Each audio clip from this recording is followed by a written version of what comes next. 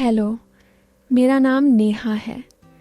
मैं 25 साल की हूँ और सच कहूँ तो खुद को देखकर कभी कभी लगता है कि ऊपर वाले ने मुझे थोड़ी ज़्यादा ही खूबसूरती दी है। मेरी आँखें बड़ी बड़ी हैं जो बात करते वक्त ऐसे चमकती हैं जैसे कोई राज छुपा हो। मेरी कमर पतली है और जब मैं चलती हूँ तो मेरे कूल्हे थोड़े हिलते हैं जो मुझे खुद भी कभी कभी शर्मा देते हैं। मेरी स्किन गोरी और चिकनी है जैसे दूध में मलाई। शादी के बाद से तो मैं और भी निखर गई हूँ क्योंकि घर में सबका ध्यान रखना पड़ता है और वो ध्यान रखते हुए कभी कभी खुद पर भी नज़र जाती है। मेरे बाल लंबे और घने हैं जो पीठ पर लहराते रहते हैं। मैं गांव की लड़की हूँ लेकिन शहर में पढ़ाई की थी तो थोड़ी मॉडर्न भी हूँ, पर घर में साड़ी ही पहनती हूँ जो मेरे बदन को ऐसे लपेटती है जैसे कोई गिफ्ट पैक हो। खैर, आज मैं आपको अपनी एक कहानी सुनाने जा रही हूँ जो मेरे ससुर जी और मेरी है। ये कहानी थोड़ी अलग है क्योंकि इसमें घर की बातें हैं, रिश्तों की गहराई है और हाँ, थोड़ी बहुत वो मसाला भी जो ज़िंदगी को रोचक बनाता है। सुनिए धीरे धीरे क्योंकि ये जल्दी ख़त्म होने वाली नहीं है। मेरी शादी को 2 साल हो चुके हैं। मेरा पति राहुल शहर में नौकरी करता है। वो इंजीनियर है और महीने में 1-2 बार ही घर आ पाता है। गांव में हमारा घर बड़ा है, पुराना लेकिन मजबूत। सासू माँ की मौत हो चुकी है तो घर में सिर्फ मैं और ससुर जी रहते हैं।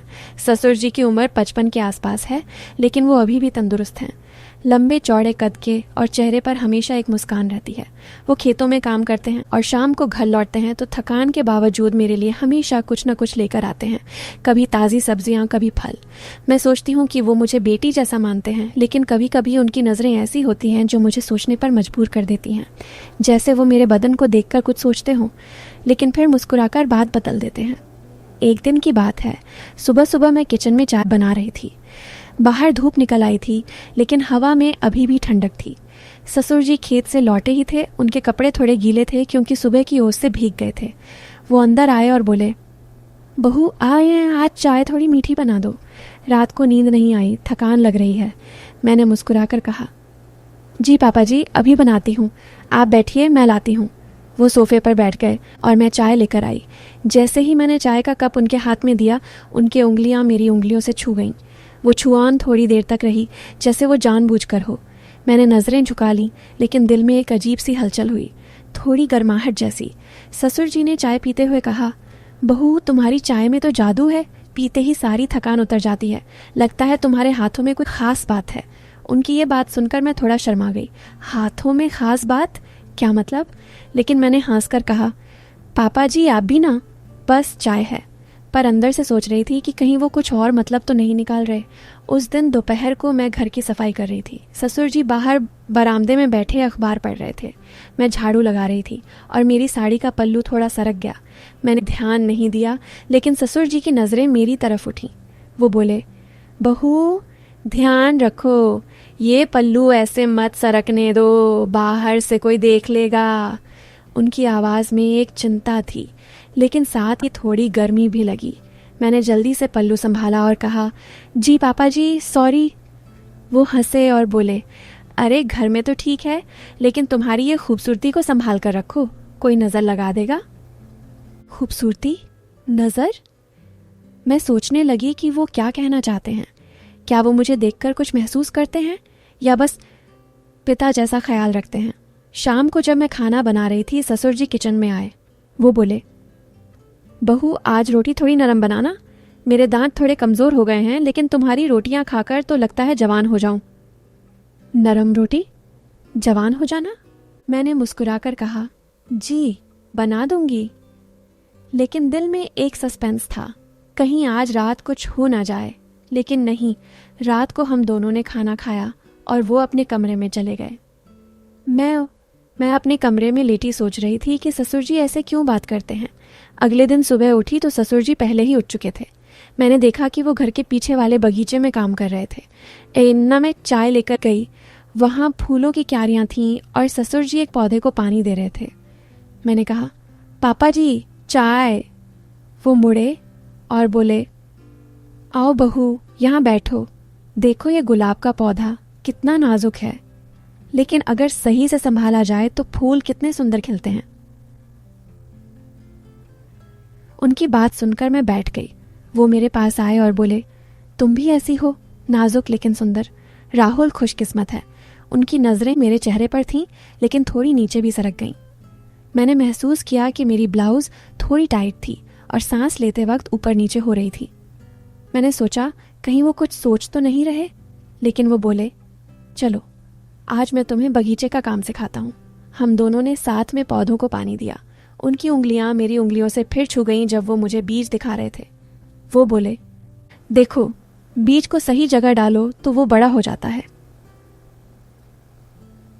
मैं शर्मा गई लेकिन कुछ नहीं कहा। हम घंटों बगीचे में रहे, बातें करते।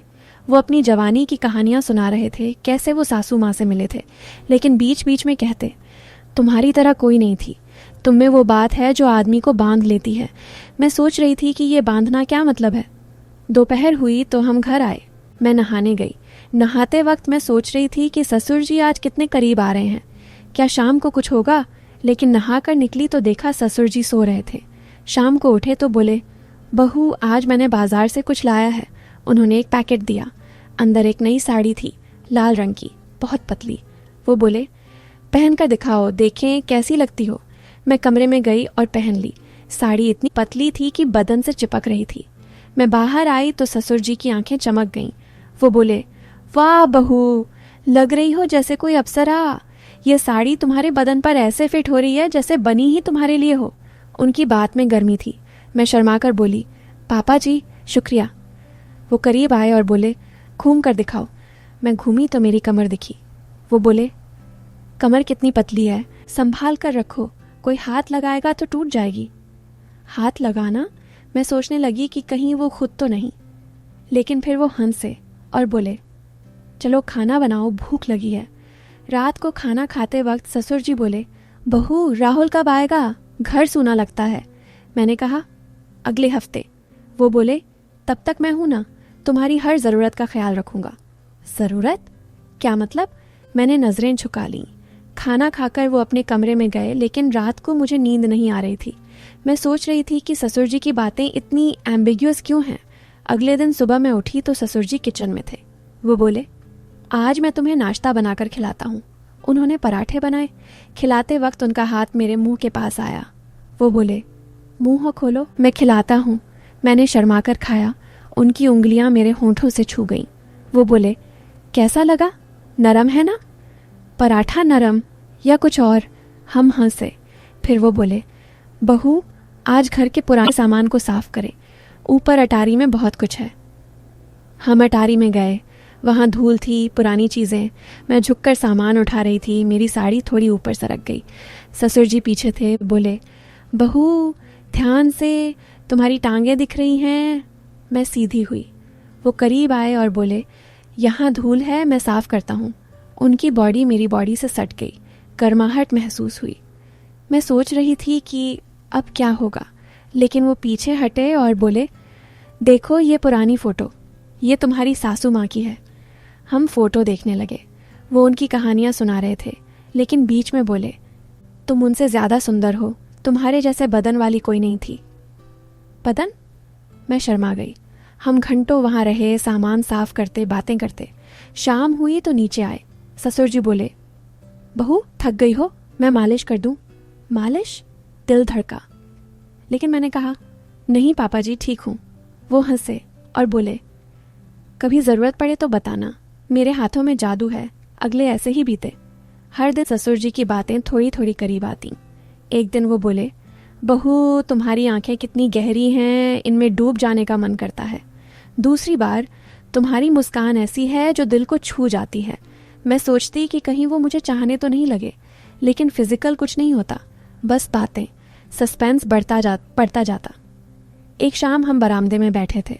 ससुर जी बोले, बहू जिंदगी में कुछ रिश्ते ऐसे होते हैं जो खास होते हैं, जैसे हमारा। मैंने पूछा, क्या मतलब पापा जी?